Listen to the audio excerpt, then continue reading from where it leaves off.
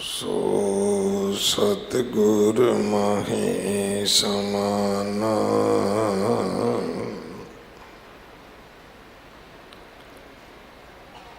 एह बाणी जो जियों जाने,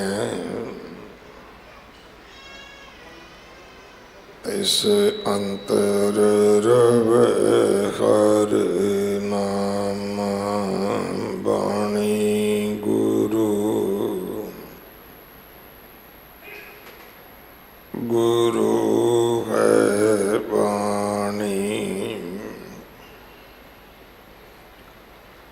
विच बाणी अमृत सारे।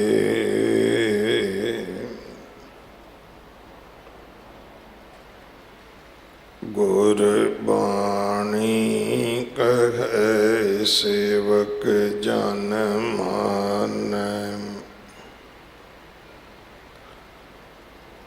पर तख गुरु निस्तारे।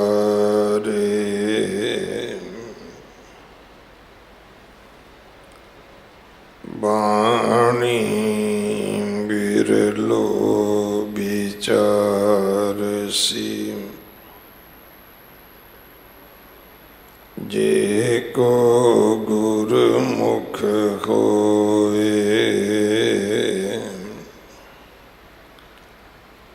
एह बाणी महापुरख की, निज कर वासा होए।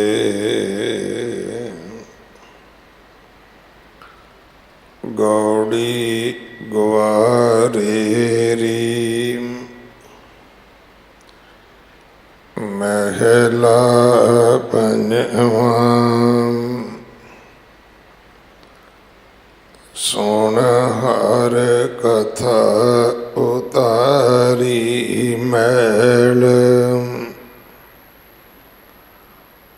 महापुनीत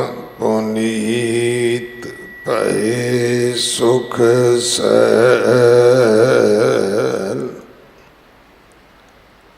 वड्डे भाग पाया साध संग,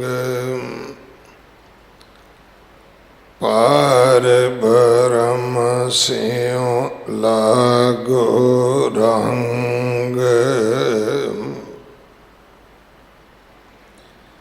हर हर नाम जपत जन तारियो,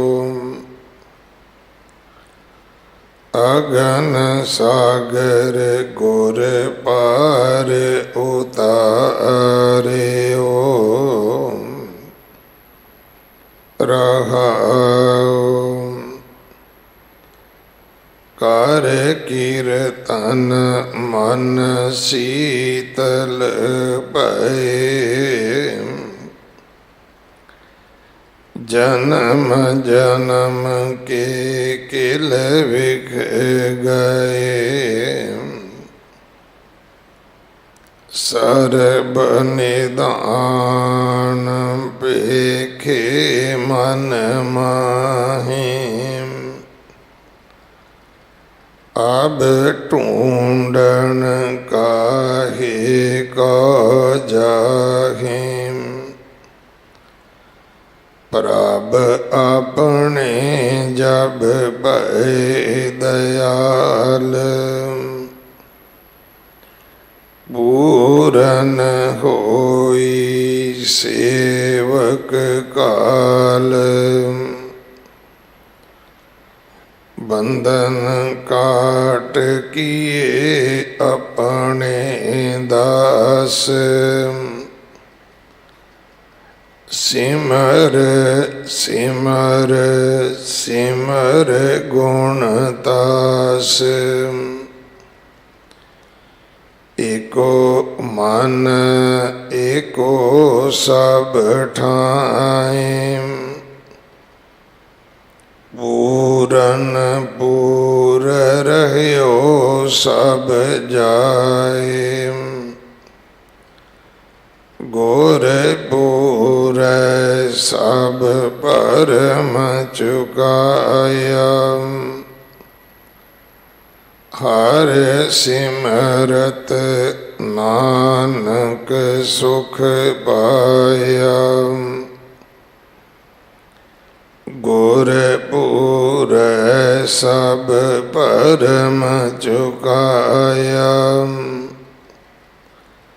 ਹਰ ਸਿਮਰਤ ਨਾਨਕ ਸੁਖ ਪਾਇਆ। ਵਾਹਿਗੁਰੂ ਜੀ ਕਾ ਖਾਲਸਾ, ਵਾਹਿਗੁਰੂ ਜੀ ਕੀ ਫਤਿਹ। ਇਹ ਪਾਵਨ ਸ਼ਬਦ ਗੌੜੀ ਗਵਾਰੇਰੀ ਰਾਗ ਅੰਦਰ ਪੰਜਵੇਂ ਪਾਤਸ਼ਾਹ ਗੁਰੂ ਅਰਜਨ ਦੇਵ ਮਹਾਰਾਜ ਜੀ ਦੇ ਪਵਿੱਤਰ ਮੁਖ ਤੋਂ ਉਚਾਰਨ ਹੋਇਆ। 178 ਅੰਗ ਤੇ ਦਰਜ ਹੈ। ਇਸ ਸ਼ਬਦ ਦੀ ਵਿਚਾਰ ਅੱਜ ਆਪ ਜੀ ਸਰਵਣ ਕਰੋਗੇ। ਅੰਮ੍ਰਿਤ ਸੰਚਾਰ ਹਰ ਐਤਵਾਰ 11 ਵਜੇ ਹੁੰਦਾ ਹੈ। ਗੁਰੂ ਘਰ ਦੀ ਸੇਵਾ ਦੇ ਵਿੱਚ ਗੁਰੂ ਕੇ ਲੰਗਰਾਂ ਵਾਸਤੇ ਰਸਦ, ਕੜਾ ਪ੍ਰਸ਼ਾਦ ਦੀ ਦੇਗ ਵਾਸਤੇ ਦੇਸੀ ਘਿਓ, ਬਾਲਾ ਸਾਹਿਬ ਹਸਪੀਟਲ ਵਾਸਤੇ ਕੋਈ ਵੀ ਸੇਵਾ ਆਪ ਜੀ ਭੇਜ ਸਕਦੇ ਹੋ। ਇਮਾਰਤ ਦੀ ਸੇਵਾ ਜਥੇਦਾਰ ਬਾਬਾ ਬਚਨ ਸਿੰਘ ਜੀ ਕਰਵਾ ਰਹੇ ਹਨ। ਘਰਾਂ ਦੇ ਵਿੱਚ ਪੰਜਾਬੀ ਬੋਲਿਆ ਕਰੋ, ਬੱਚਿਆਂ ਨੂੰ ਗੁਰਮੁਖੀ ਪੜ੍ਹਾਓ ਤਾਂ ਕਿ ਸਾਡੇ ਬੱਚੇ ਗੁਰੂ ਗ੍ਰੰਥ ਸਾਹਿਬ ਮਹਾਰਾਜ ਜੀ ਦੇ ਚਰਨੀ ਲੱਗ ਸਕਣ। ਹੜ੍ਹ ਪੀੜਤਾਂ ਵਾਸਤੇ ਨਿਸ਼ਾਨ ਸਾਹਿਬ ਦੇ ਕੋਲ ਵਿਸ਼ੇਸ਼ ਕਾਊਂਟਰ ਬਣਿਆ ਹੈ। ਉੱਥੇ ਆਪ ਜੀ ਮਾਇਆ ਦੇ ਕੇ ਗੁਰੂ ਕੇ ਲੰਗਰ ਵਾਸਤੇ ਰਸਦ ਦੇ ਕੇ ਸੇਵਾ ਕਰ ਸਕਦੇ ਹੋ। ਜੋ ਵੀਰ ਭੈਣਾਂ ਬਜ਼ੁਰਗ ਬੱਚੇ ਗੁਰੂ ਕੇ ਲੰਗਰ ਵਾਸਤੇ ਰਸਦ ਲੈ ਕੇ ਆਉਂਦੇ ਹਨ, ਸਭ ਨੂੰ ਬੇਨਤੀ ਹੈ ਕਿ ਆਪ ਜੀ ਜੈ ਸਿੰਘ ਰੋਡ ਵਾਲੇ ਪਾਸਿਓਂ ਆਓ, ਜਿਸ ਪਾਸੇ ਦਿੱਲੀ ਪੁਲਿਸ ਦਾ ਹੈੱਡਕੁਆਟਰ ਹੈ, ਜਿੱਥੇ ਦੁਕਾਨਾਂ ਨੇ। ਦੁਕਾਨਾਂ ਦੇ ਬਾਹਰ ਬਹੁਤ ਖੁੱਲ੍ਹੀ ਜਗ੍ਹਾ ਥੜਾ ਬਣਿਆ ਹੋਇਆ ਹੈ। ਉੱਥੇ ਆਪ ਜੀ ਆਪਣੀ ਗੱਡੀ ਰੋਕੋਗੇ। ਉੱਥੇ ਹੀ ਨਵਾਂ ਰਾਸ਼ਨ ਸਟੋਰ ਬਣਾਇਆ ਗਿਆ ਹੈ। ਗੁਰੂ ਘਰ ਦੇ ਸੇਵਾਦਾਰ ਤੁਹਾਡੀ ਹਾਜ਼ਰੀ ਵਿੱਚ ਬੈਠੇ ਹਨ। ਜਿਵੇਂ ਹੀ ਗੱਡੀ ਆਏਗੀ, ਸੇਵਾਦਾਰ ਆਪ ਸਮਾਨ ਕੱਢੇਗਾ। ਉੱਥੇ ਹੀ ਕੰਪਿਊਟਰ ਤੋਂ ਪਰਚੀ ਕੱਟ ਕੇ ਆਪ ਜੀ ਨੂੰ ਦੇ ਦਿੱਤੀ ਜਾਏਗੀ। ਆਪ ਜੀ ਗੱਡੀ ਪਾਰਕਿੰਗ ਵਿੱਚ ਖੜੀ ਕਰਕੇ ਅੰਦਰ ਆਓ। ਮਹਾਰਾਜ ਦੀ ਤਾਬਿਆ ਤੁਹਾਡੇ ਸੇਵਾ ਦੀ ਅਰਦਾਸ ਹੋਵੇਗੀ। ਆਪ ਜੀ ਨੂੰ ਕੋਈ ਵੀ ਆਟਾ, ਦਾਲ, ਚਾਵਲ, ਕੋਈ ਸਮਾਨ, ਘਿਓ ਚੁੱਕ ਕੇ ਅੰਦਰ ਦਰਬਾਰ ਸਾਹਿਬ ਵਿੱਚ ਲੈ ਕੇ ਆਉਣ ਦੀ ਲੋੜ ਨਹੀਂ। ਨਾ ਹੀ ਤੁਹਾਨੂੰ ਇਹ ਸੋਚਣ ਦੀ ਲੋੜ ਹੈ ਕਿ ਗੱਡੀ 'ਚੋਂ ਸਮਾਨ ਕੌਣ ਕੱਢੇਗਾ। ਸੇਵਾਦਾਰ ਆਪ ਕੱਢਣਗੇ, ਕਿਉਂਕਿ ਜਿਹੜੀ ਤਕਲੀਫ ਤੁਸੀਂ ਅੰਦਰ ਲੈ ਕੇ ਆਉਣ ਲਈ ਕਰਦੇ ਹੋ, ਫਿਰ ਇਹ ਸਾਰਾ ਹੀ ਸਮਾਨ ਵਾਪਸ ਰੇਹੜੀਆਂ 'ਤੇ ਰੱਖ ਕੇ ਸੇਵਾਦਾਰਾਂ ਨੂੰ ਲੰਗਰ ਹਾਲ ਵਿੱਚ ਲੈ ਕੇ ਜਾਣਾ ਪੈਂਦਾ ਹੈ। ਸੋ ਇਹ ਦੋ ਤਰ੍ਹਾਂ ਦੀ ਢੋਆ ਢਵਾਈ ਤੋਂ ਵੀ ਆਪਾਂ ਬਚ ਸਕਦੇ ਹਾਂ। ਔਰ ਆਪ ਜੀ ਸੇਵਾ 2 ਗੁਣਾ ਵੱਧ ਵੀ ਘਰੋਂ ਲਿਆ ਸਕਦੇ ਹੋ, ਕਿਉਂਕਿ ਕਈ ਵਾਰੀ ਆਪਾਂ ਸੋਚਦੇ ਹਾਂ ਆਟਾ ਚੁੱਕੇਗਾ ਕੌਣ, ਦਾਲ ਕੱਢੇਗਾ ਕੌਣ। ਸੋ ਸਭ ਨੂੰ ਬੇਨਤੀ ਹੈ ਕਿ ਆਪ ਜੀ ਜੈ ਸਿੰਘ ਰੋਡ ਵਾਲੇ ਪਾਸਿਓਂ ਆਓ, ਉੱਥੇ ਹੀ ਉੱਪਰ ਤੁਹਾਡੀ ਗੱਡੀ ਪਾਰਕ ਹੋਵੇਗੀ, ਉੱਥੋਂ ਹੀ ਸੇਵਾਦਾਰ ਸਮਾਨ ਆਪ ਤੁਹਾਡੀ ਗੱਡੀ ਤੋਂ ਪ੍ਰਾਪਤ ਕਰਨਗੇ। ਵਾਹਿਗੁਰੂ ਜੀ ਕਾ ਖਾਲਸਾ, ਵਾਹਿਗੁਰੂ ਜੀ ਕੀ ਫਤਿਹ। ਵਾਹਿਗੁਰੂ ਵਾਹਿਗੁਰੂ ਵਾਹਿਗੁਰੂ ਵਾਹਿਗੁਰੂ ਵਾਹਿਗੁਰੂ। ਤੇਰੇ ਕਵਨ ਕਵਨ ਗੁਣ ਕਹਿ ਕਹਿ ਗਾਵਾਂ, ਤੂੰ ਸਾਹਿਬ ਗੁਣੀ ਨਿਧਾਨਾ, ਤੁਮਰੀ ਮਹਿਮਾ ਬਰਨ ਨਾ ਸਾਕਉ, ਤੂ ਠਾਕੁਰ ਊਚ ਭਗਵਾਨਾ, ਤੁਮਰੀ ਮਹਿਮਾ ਬਰਨ ਨਾ ਸਾਕਉ, ਤੂ ਠਾਕੁਰ ਊਚ ਭਗਵਾਨਾ।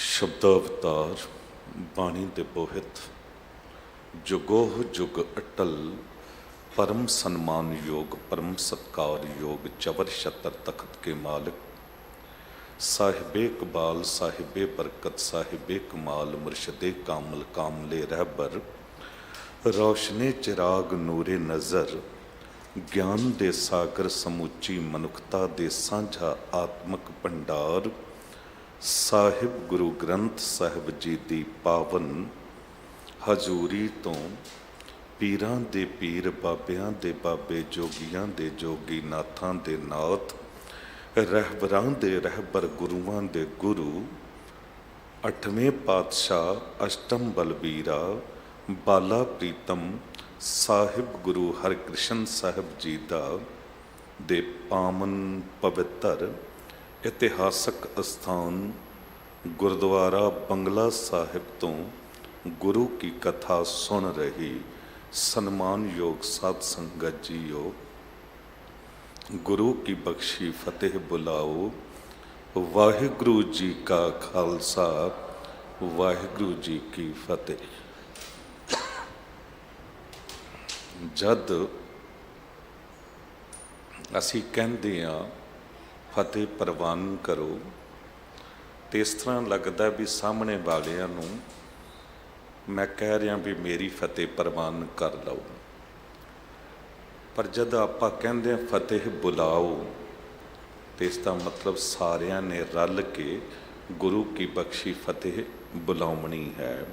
ਭਾਵੇਂ ਘਰ ਬੈਠੇ ਹੋ, ਲਾਈਵ ਸੁਣ ਰਹੇ ਹੋ, ਭਾਵੇਂ ਕਿਤੇ ਵੀ ਹੋ, ਗੁਰੂ ਕੀ ਬਖਸ਼ੀ ਫਤਿਹ ਇੱਕ ਵਾਰੀ ਗੱਜ ਕੇ ਬੁਲਾਓ। ਵਾਹਿਗੁਰੂ ਜੀ ਕਾ ਖਾਲਸਾ, ਵਾਹਿਗੁਰੂ ਜੀ ਕੀ ਫਤਿਹ। ਕਥਾ ਕੀਰਤਨ ਸੁਖਦਾਈ।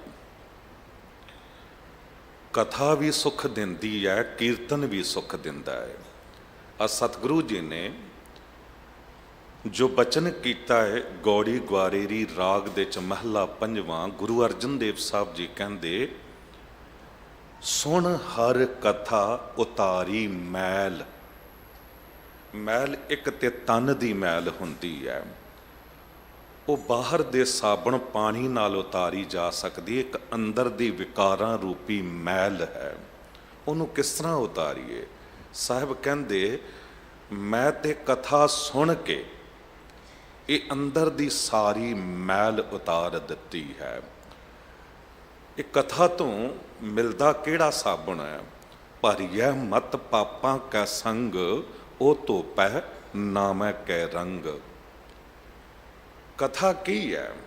ਕਰ ਹਰ ਕਰਮ ਸਰਵਨ ਹਰ ਕਥਾ, ਹਰ ਦਰਗਾਹ ਨਾਨਕ ਊਜਲ ਮਥਾ। ਇਹ ਸਭ ਤੋਂ ਚੰਗਾ ਕਰਮ ਹੈ। ਤੇ ਜਦ ਇਹ ਕਰਮ ਅਸੀਂ ਕਰਦੇ ਹਾਂ ਤੇ ਮਾੜੇ ਕਰਮਾਂ ਤੋਂ ਧੀਰੇ ਧੀਰੇ ਬਾਹਰ ਨਿਕਲਦੇ ਚਲੇ ਜਾਂਦੇ ਹਾਂ। ਪਰ ਕੋਈ ਕਥਾ ਸੁਣਨਾ ਚਾਹੁੰਦਾ ਕਿ ਨਹੀਂ? ਕੀਰਤਨ ਸੁਣਨਾ ਚਾਹੁੰਦਾ ਹੈ ਕਿ ਨਹੀਂ? ਡਾਕਟਰ ਨੇ ਦਵਾਈ ਦੇ ਦਿੱਤੀ, ਵੈਦ ਨੇ ਦਵਾਈ ਦੇ ਦਿੱਤੀ, ਉਹ ਖਾਧੀ ਹੈ ਕਿ ਨਹੀਂ? ਜੇ ਨਹੀਂ ਖਾਧੀ ਤੇ ਉਹਦਾ ਕਾਹਦਾ ਅਸਰ ਹੈ? ਹੁਣ ਸਤਿਗੁਰੂ ਕਹਿ ਤਾਂ ਰਹੇ ਨੇ ਕਿ ਮੈਲ ਉਤਰ ਜਾਂਦੀ ਕਥਾ ਸੁਣਨ ਨਾਲ, ਪਰ ਜੇ ਸੁਣੋਗੇ ਨਹੀਂ ਕਥਾ ਤੇ ਉਤਰੇਗੀ ਕਿਸ ਤਰ੍ਹਾਂ ਮੈਲ? ਸਭ ਤੇ ਊਤਮ ਹਰ ਕੀ ਕਥਾ, ਨਾਮ ਸੁਨਤ ਦਰਦ ਦੁੱਖ ਲੱਥਾ। ਹੁਣ ਸਾਹਮਣੇ ਵੇਖ ਰਿਹਾ, ਬਿਲਕੁਲ ਸੁਚੇਤ ਹੋ ਕੇ ਤੁਸੀਂ ਗਰਦਨਾਂ ਸਿੱਧੀਆਂ ਕਰਕੇ ਬੈਠੇ ਹੋ, ਕਿਤੇ ਵੀ ਮੈਨੂੰ ਸੁਸਤੀ ਨਜ਼ਰ ਨਹੀਂ ਆ ਰਹੀ, ਇੱਧਰ ਵੀ ਨਜ਼ਰ ਜਾ ਰਹੀ ਹੈ, ਪਿੱਛੇ ਵੀ। ਹਰ ਇੱਕ ਬੰਦਾ ਸੁਚੇਤ ਹੋ ਕੇ ਕਥਾ ਸੁਣਨ ਦੀ ਤਾਂਘ ਲੈ ਕੇ ਬੈਠੇ ਹੋ। ਤੇ ਜੇ ਤੁਹਾਡੇ ਵਿੱਚ ਕੋਈ ਇਹੋ ਜਿਹਾ ਬੈਠਾ ਹੋਵੇ, ਗੱਲ ਚੇਤੇ ਆਈ ਕਿਉਂਕਿ ਕਥਾ ਦੀ ਗੱਲ ਚੱਲ ਰਹੀ ਹੈ। ਗੁਰੂ ਹਰਗੋਬਿੰਦ ਸਾਹਿਬ ਸਤਿਗੁਰੂ ਕਥਾ ਕਰ ਰਹੇ ਸਨ ਤੇ ਭਾਈ ਸੁਥਰਾ ਜੀ ਆਏ ਤੇ ਆ ਕੇ ਕਥਾ ਸੁਣਨ ਲੱਗ ਗਏ। ਤੁਸੀਂ ਦੇਖੋ ਇੱਥੇ ਇਹੋ ਜਿਹਾ ਮਾਹੌਲ ਬਣਿਆ ਕਿ ਸੂਈ ਵੀ ਡਿੱਗੇ ਤੇ ਆਵਾਜ਼ ਆਵੇ। ਇੰਨਾ ਕੁ ਸੁਚੇਤ ਹੋ ਕੇ ਤੁਸੀਂ ਬੈਠੇ ਹੋ।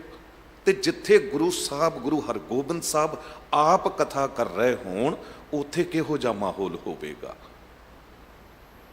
ਪਰ ਜਿਨ੍ਹਾਂ ਦਾ ਮਨ ਹੇਰਾ ਫੇਰੀ ਵੱਲ ਹੁੰਦਾ, ਉਹ ਕਿਤੇ ਵੀ ਉਹ ਆਪਣਾ ਰਾਹ ਕੱਢ ਲੈਂਦੇ ਨੇ। ਉੱਥੇ ਦੋ ਕੁ ਸਿੱਖ ਜਾਂ ਕੁਝ ਸਿੱਖ ਐਸੇ ਬੈਠੇ ਸਨ ਜੋ ਆਪਸ ਵਿੱਚ ਗੱਲਾਂ ਕਰੀ ਜਾ ਰਹੇ ਸਨ। ਸੰਗਤ ਦੀ ਤਾਦਾਦ ਬਹੁਤ ਸੀ। ਭਾਈ ਸੁਥਰਾ ਜੀ ਉੱਥੇ ਹੀ ਬੈਠੇ ਸੀ ਜਿੱਥੇ ਗੱਲ ਕਰ ਰਹੇ ਸਨ। ਦੋ ਤਿੰਨ ਵਾਰੀ ਹੱਥ ਜੋੜ ਕੇ ਇਸ਼ਾਰੇ ਨਾਲ ਕਿਹਾ, ਚੁੱਪ ਹੋ ਜਾਓ, ਮੈਂ ਕਥਾ ਸੁਣ ਰਿਹਾ ਗੁਰੂ ਸਾਹਿਬ ਦੀ। ਪਰ ਇਹ ਨਹੀਂ ਚੁੱਪ ਕੀਤੇ।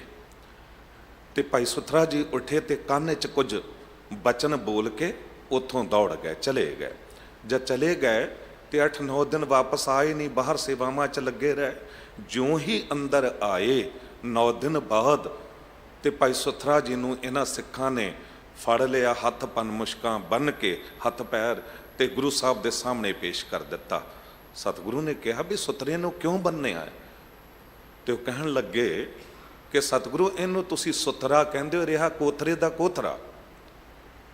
ਇਹ ਉਸ ਦਿਨ ਸਾਨੂੰ ਬੜੇ ਮਾੜੇ ਬਚਨ ਬੋਲ ਕੇ ਤੇ ਦੌੜ ਗਿਆ ਸੀ। ਸੁਥਰੇ ਨੂੰ ਪੁੱਛਿਆ, ਠੀਕ ਕਹਿ ਰਹੇ ਨੇ ਸਤਿਗੁਰੂ ਜੀ, ਗੁਸਤਾਖੀ ਮਾਫ। ਪਹਿਲਾਂ ਇਹਨਾਂ ਤੋਂ ਪੁੱਛੋ ਵੀ ਕਿਹਾ ਕੀ ਸੀ, ਵੀ ਕਿਸ ਦਿਨ ਦੀ ਗੱਲ ਹੈ। ਉਹਨਾਂ ਨੂੰ ਦਿਨ ਯਾਦ ਸੀ, 9 ਦਿਨ ਪਹਿਲਾਂ ਦੀ। ਸਮਾਂ ਕੀ ਸੀ, ਉਹ ਟਾਈਮ ਵੀ ਯਾਦ ਸੀ। ਤੇ ਸਤਿਗੁਰੂ ਜੀ, ਉਦੋਂ ਹੋ ਕੀ ਰਿਹਾ ਸੀ ਇਹ ਵੀ ਤੇ ਪੁੱਛ ਲਓ। ਕਹਿੰਦੇ ਜੀ ਉਦੋਂ ਕਥਾ ਹੋ ਰਹੀ ਸੀ। ਤੇ ਸੁਥਰਾ ਜੀ ਕਹਿਣ ਲੱਗੇ, ਪੁੱਛੋ ਕਥਾ ਕੌਣ ਕਰ ਰਿਹਾ ਸੀ? ਕਹਿਣ ਲੱਗੇ ਗੁਰੂ ਸਾਹਿਬ ਕਰ ਰਹੇ ਸੀ ਆਪ। ਤੇ ਸਤਿਗੁਰੂ ਜੀ, ਇਹਨਾਂ ਨੂੰ ਪੁੱਛ ਲਓ ਕਿ ਉਸ ਦਿਨ ਮੈਂ ਕਿਹੋ ਜਿਹੇ ਬਚਨ ਬੋਲ ਕੇ ਗਿਆ ਸੀ। ਉਹ ਬਚਨ ਯਾਦ ਸਨ, ਉਹ ਦੱਸ ਦਿੱਤੇ ਜੀ, ਇਹ ਮਾੜੇ ਬੋਲ ਕੇ ਗਿਆ ਸੀ। ਹੁਣ ਸਤਿਗੁਰੂ ਜੀ ਬਸ ਸਜ਼ਾ ਜੋ ਦੇਣੀ ਹੈ ਦੇ ਲੈਣਾ। ਇਤਨਾ ਹੋਰ ਪੁੱਛ ਲਓ ਕਿ ਗੁਰੂ ਸਾਹਿਬ ਕਥਾ 'ਚ ਕੀ ਕਹਿ ਰਹੇ ਸੀ। ਹੁਣ ਜਦ ਪੁੱਛਿਆ ਤੇ ਕੁਝ ਵੀ ਚੇਤੇ ਨਹੀਂ, ਕਿਉਂਕਿ ਕਥਾ ਤੇ ਸੁਣੀ ਨਹੀਂ ਸੀ। ਸੁਥਰਾ ਜੀ ਨੇ ਕਿਹਾ, ਸਾਰੇ ਮੇਰੇ ਪੈਰਾਂ ਉੱਤੇ, ਚਰਨਾਂ ਉੱਤੇ ਮੱਥਾ ਟੇਕੋ। ਸਿੱਖ ਭੜਕ ਗਏ, ਕਹਿਣ ਲੱਗੇ, ਦੇਖੋ ਜੀ ਸਤਿਗੁਰੂ ਤੁਹਾਡੇ ਸਾਹਮਣੇ ਗੁਸਤਾਖੀ ਕਰ ਰਿਹਾ। ਸੁਥਰਾ ਜੀ ਨੇ ਕਿਹਾ, ਸਤਿਗੁਰੂ ਸੱਚ ਗੱਲ ਇਹ ਹੈ ਕਿ ਤੁਹਾਡੇ ਸਿੱਖ ਨਹੀਂ ਹਨ, ਇਹ ਮੇਰੇ ਸਿੱਖ ਹਨ। ਕਿਉਂਕਿ ਤੁਹਾਡੀ ਕਹੀ ਹੋਈ ਗੱਲ ਤੇ ਇਹਨਾਂ ਨੇ ਸੁਣੀ ਨਹੀਂ। ਮੇਰੇ ਕਹੇ ਹੋਏ ਮਾੜੇ ਬੋਲ ਇਹਨਾਂ ਨੂੰ ਅੱਜ ਤੱਕ ਚੇਤੇ ਨੇ, ਦਿਨ ਚੇਤੇ ਹੈ, ਟਾਈਮ ਚੇਤੇ ਹੈ, ਹਰ ਗੱਲ ਯਾਦ ਹੈ, ਤੇ ਤੁਹਾਡੀ ਕੋਈ ਗੱਲ ਹੀ ਯਾਦ ਨਹੀਂ ਹੈ। ਸਤਿਗੁਰੂ ਜੀ ਨੇ ਉਦੋਂ ਉਹਨਾਂ ਸਿੱਖਾਂ ਨੂੰ ਤਾੜਨਾ ਕੀਤੀ ਕਿ ਸੁਥਰਾ ਜੀ ਨੇ ਤੁਹਾਨੂੰ ਸਬਕ ਸਿਖਾਉਣਾ ਸੀ। ਅੱਗੇ ਤੋਂ ਜਦ ਵੀ ਗੁਰੂ ਦਰਬਾਰ 'ਚ ਬੈਠੋ ਕਦੀ ਗੱਲ ਨਹੀਂ ਕਰਨੀ। ਰਹਿਤਨਾਮਾ ਵੀ ਕਹਿੰਦਾ ਨਾ, ਸਤਸੰਗ ਜਾ ਕਰ ਚਿੱਤ ਡੁਲਾਵੈ, ਹਰ ਜਸ ਸੁਨਤੇ ਬਾਤ ਚਲਾਵੈ, ਸੋ ਤਨ ਖਾਈ ਮੂਲ ਕਹਾਵੈ। ਜੇ ਤੁਸੀਂ ਕੋਈ ਵੀ ਗੱਲ ਕਰਦੇ ਹੋ, ਤੁਸੀਂ ਕਈਆਂ ਦਾ ਚਿੱਤ ਭੰਗ ਕਰਦੇ ਹੋ, ਤੁਸੀਂ ਗੁਰੂ ਤੋਂ ਉਹਨਾਂ ਦੀ ਸੁਰਤ ਤੋੜਦੇ ਹੋ, ਤੇ ਤੋੜਨਾ ਸਭ ਤੋਂ ਵੱਡਾ ਪਾਪ ਹੈ, ਤੇ ਜੋੜਨਾ ਸਭ ਤੋਂ ਵੱਡਾ ਪੁੰਨ ਹੈ।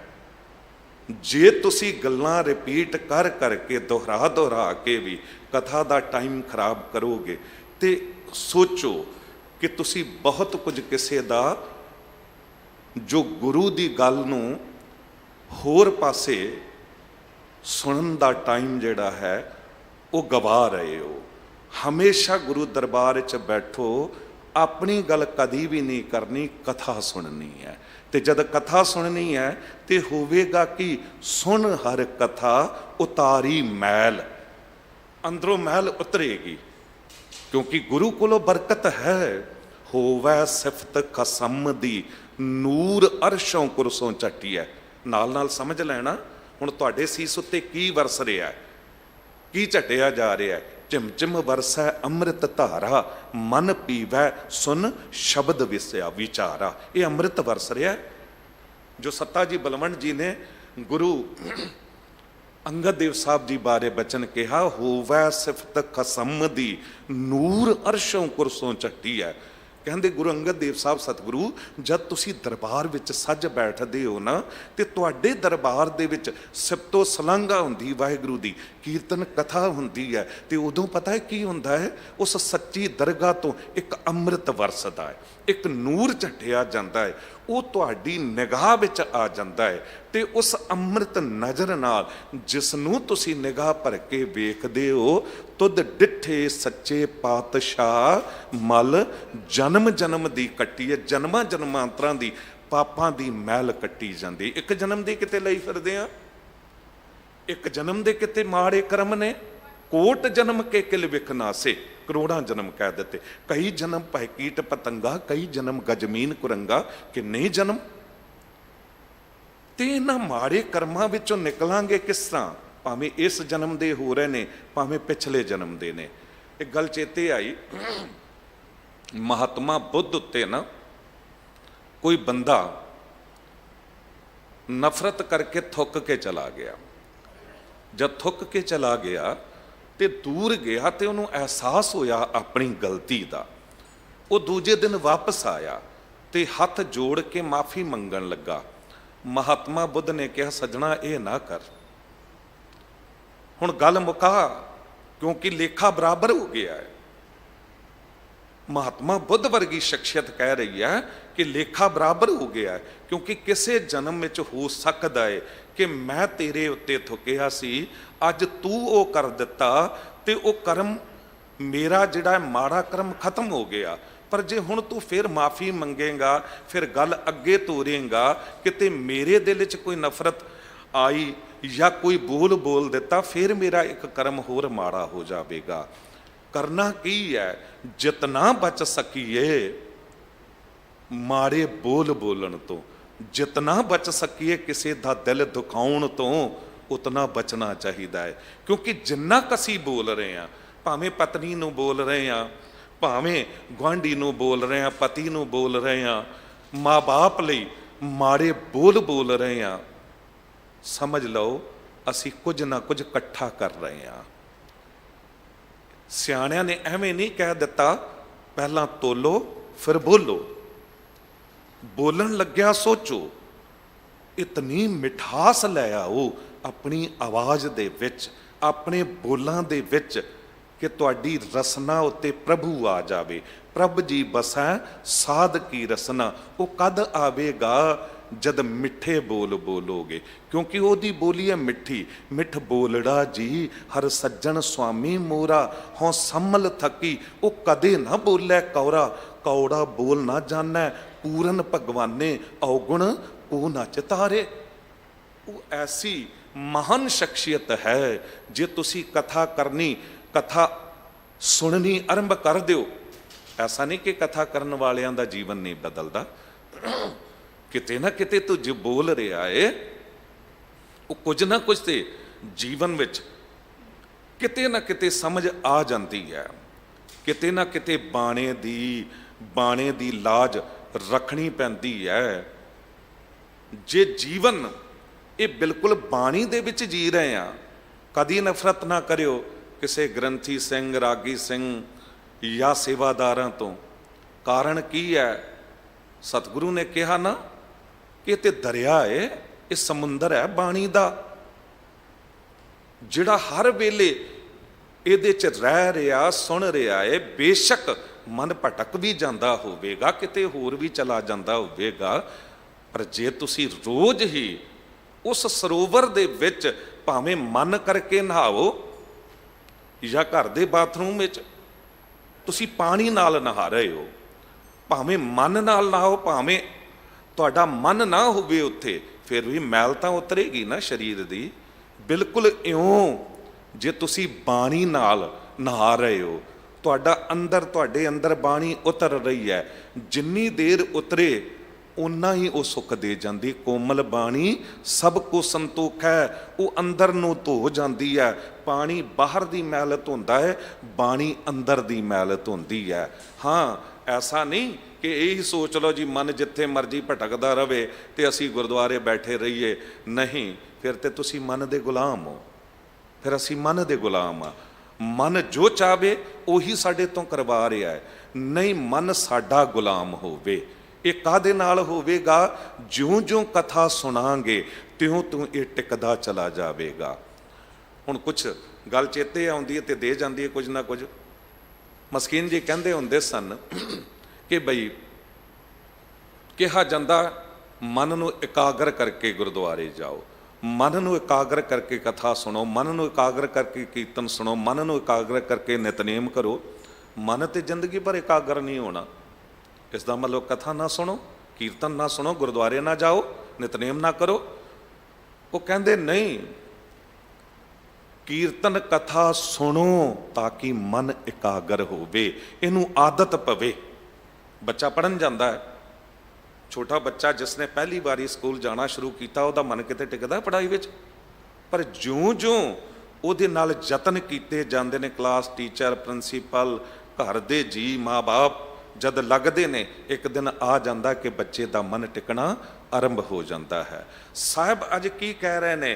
ਕਹਿੰਦੇ ਸੁਣ ਹਰ ਕਥਾ ਉਤਾਰੀ ਮੈਲ। ਤੇ ਅਗਲੀ ਗੱਲ ਕੀ ਹੋਵੇਗੀ? ਮੈਲ ਤੇ ਉਤਰ ਗਈ।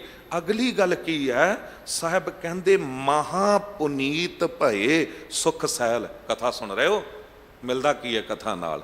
ਇੱਕ ਤੇ ਪੁਨੀਤ ਸ਼ਬਦ ਹੁੰਦਾ ਹੈ। ਪੁਨੀਤ ਦਾ ਅਰਥ ਪਵਿੱਤਰ। ਇੱਕ ਮਹਾ ਪੁਨੀਤ, ਬਹੁਤ ਜ਼ਿਆਦਾ ਪਵਿੱਤਰ, ਲੇਸ਼ ਮਾਤਰ ਵੀ ਵਿਕਾਰ ਨਾ ਰਹਿ ਜਾਣਾ, ਮਨ ਦੇ ਚ ਮੈਲ ਨਾ ਰਹਿ ਜਾਣਾ। ਇੱਕ ਦਿਨ ਨਾਲ ਤੇ ਨਹੀਂ ਹੋਵੇਗਾ, ਇਹ ਤੇ ਕਥਾ ਰੋਜ਼ ਸੁਣਨੀ ਪਏਗੀ। ਤੇ ਕਹਿੰਦੇ ਭਏ ਸੁਖ ਸੈਲ। ਸੁਖ ਸੈਲ ਦਾ ਅਰਥ ਹੈ ਬਹੁਤ ਵੱਡੇ ਸੁੱਖ, ਸੁੱਖਾਂ ਦਾ ਪਹਾੜ ਮਿਲ ਜਾਂਦਾ ਹੈ, ਸੁੱਖਾਂ ਦਾ ਪਹਾੜ ਮਿਲ ਜਾਂਦਾ ਹੈ। ਇਹਦੇ ਅਰਥ ਇਹ ਨੇ। ਪਰ ਸਿੱਖ ਧਰਮ ਨਾਲ ਕੀ ਦੁਖਾਂਤ ਵਾਪਰਿਆ? ਕਥਾ ਆਰੰਭ ਹੋਈ ਸੀ, ਗੁਰੂ ਨਾਨਕ ਦੇ ਦਰਬਾਰ ਤੋਂ ਕਥਾ ਨੂੰ ਬਹੁਤ ਵਧਾਇਆ ਗਿਆ ਸੀ। ਤੇ ਤੁਸੀਂ ਵੇਖੋ, ਗੁਰੂ ਨਾਨਕ ਦੇਵ ਸਾਹਿਬ ਜੀ ਨੇ ਜੇ ਕਿਤੇ ਪਹਿਲਾਂ 4 ਪ੍ਰਚਾਰਕ ਸਿੱਖ ਨਿਯੁਕਤ ਕੀਤੇ, ਜਿਨ੍ਹਾਂ ਦੀ ਇਹ ਡਿਊਟੀ ਸੀ ਕਿ ਪ੍ਰਚਾਰ ਕਰਨਾ ਕਥਾ ਕਰਕੇ। ਉਸ ਤੋਂ ਬਾਅਦ 22 ਮੰਜੀਆਂ ਕਾਇਮ ਹੋਈਆਂ ਗੁਰੂ ਅਮਰਦਾਸ ਸਾਹਿਬ ਜੀ ਦੇ ਵੇਲੇ। ਉਹ ਕੌਣ ਸਨ? 22 ਪ੍ਰਚਾਰਕ, ਕਥਾ ਕਰਨ ਵਾਲੇ। ਫਿਰ 72 ਪੀੜ੍ਹੇ ਗੁਰੂ ਰਾਮਦਾਸ ਸਾਹਿਬ ਜੀ ਨੇ ਵਧਾਇਆ ਇਸ ਨੂੰ, ਤੇ ਉਹ 72 ਸਿੱਖ ਕਥਾ ਕਰਦੇ ਸਨ। ਅੱਗੇ ਤੋਂ ਅੱਗੇ ਉਹਨਾਂ ਦੀ ਡਿਊਟੀ ਸੀ ਕਿ ਹੋਰ ਕਥਾਵਾਚਕ ਤਿਆਰ ਕਰੋ ਤੇ ਵੱਧ ਤੋਂ ਵੱਧ ਕਥਾ ਹੋਵੇ। ਕਥਾ ਨਾਲ ਸਿੱਖੀ ਇਤਨੀ ਵਧੀ, 10 ਗੁਰੂ ਆਪ ਕਥਾ ਕਰਦੇ ਹੁੰਦੇ ਸਨ। ਕੀਰਤਨ ਹੁੰਦਾ ਸੀ ਦਰਬਾਰ ਵਿੱਚ, ਹਜ਼ੂਰੀ 'ਚ ਕੀਰਤਨ ਹੁੰਦਾ ਸੀ। ਗੁਰੂ ਨਾਨਕ ਦੇਵ ਸਾਹਿਬ ਜੀ, ਗੁਰੂ ਅਰਜਨ ਦੇਵ ਸਾਹਿਬ ਜੀ ਕੀਰਤਨ ਕਰਦੇ ਸਨ। ਗੁਰੂ ਰਾਮਦਾਸ ਸਾਹਿਬ ਜੀ ਨੇ ਰਾਗਾਂ 'ਚ ਬਾਣੀ ਉਚਾਰਨ ਕੀਤੀ ਹੈ। ਗੁਰੂ ਸਮਰੱਥ ਹੈ, ਸਤਿਗੁਰੂ ਸਭ ਕੁਝ ਕਰ ਸਕਦੇ ਨੇ।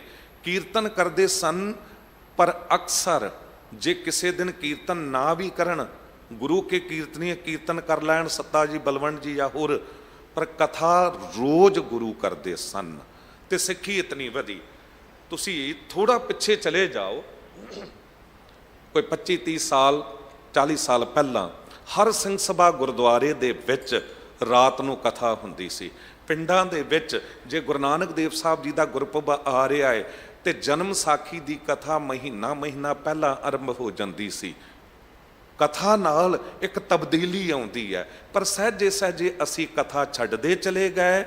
ਹਿੰਦੂ ਭਰਾਵਾਂ ਨੇ ਵਧਾਈ ਦੇ ਪਾਤਰ ਨੇ, ਉਹ ਹਿੰਦੂ ਭਰਾਵਾਂ ਨੇ, ਨਿਰੰਕਾਰੀਆਂ ਨੇ, ਰਾਧਾ ਸੁਆਮੀਆਂ ਨੇ, ਹੋਰਾਂ ਨੇ ਕਥਾ ਨੂੰ ਅਪਣਾ ਲਿਆ।